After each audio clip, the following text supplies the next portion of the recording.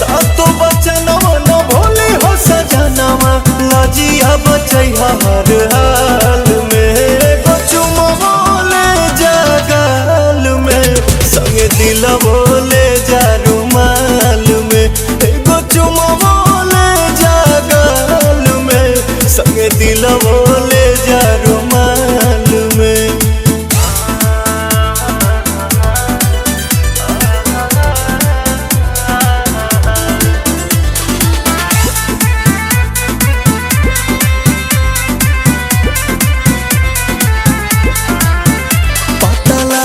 जे कदम बवाले बलम जल्दी बड़ बनी हाले के पाले बलम